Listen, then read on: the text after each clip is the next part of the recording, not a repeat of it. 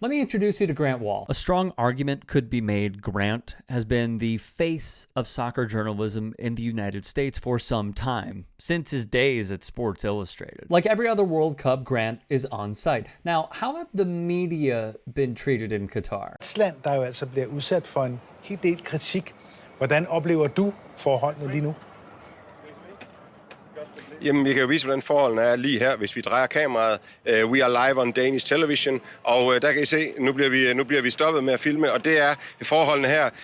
Mister, you invited the whole world you invited the whole world to come here. Why can't we film? It's a public place. This is the accreditation. Okay. We can film anywhere we want. Okay. There are only, of course, but only for the Qatar. Qatar, you have because the Qatar is a no. We don't need permit.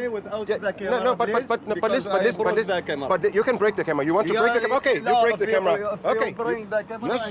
So you're threatening us by smashing the camera. Even with correct credentials, Danish TV reporter Rasmus Tanthold and his crew were detained when covering the World Cup.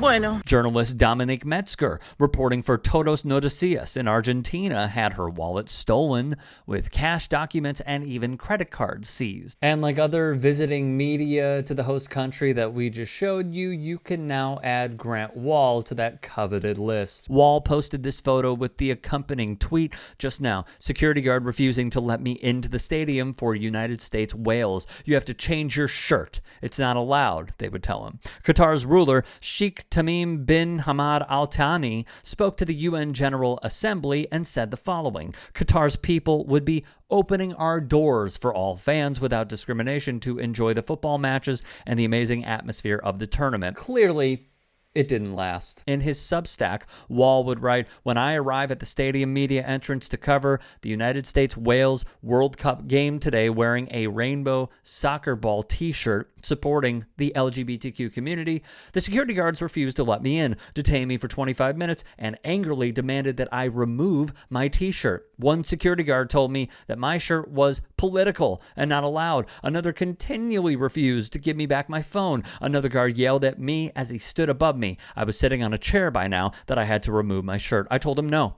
You can make this easy. Take off your shirt, one said. I told him no, adding that my shirt wasn't political at all. My friend Andrew Dawes, a reporter for the New York Times, walked past and I informed him what was going on. They detained him too. Eventually, the guards made me stand up, turn around, and face the CCTV camera above me. Just for the record, Andrew Dawes, assistant editor for sports at the New York Times. Finally, they let Dawes go, and then a security commander approached me. He said they were letting me through and apologized. We shook hands. One of the security guards told me they were just trying to protect me from fans inside who could harm me for wearing the shirt. Although Wahl was eventually let into the stadium, a Wales supporters group would write on Twitter, our rainbow bucket hat. We are so proud of them, but news on the ground tonight is our Welsh female supporters wearing them in Qatar are having them taken off.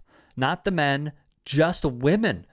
FIFA, are you serious? They would write. Although a FIFA rep would apologize, Wahl would ponder. The entire episode left me.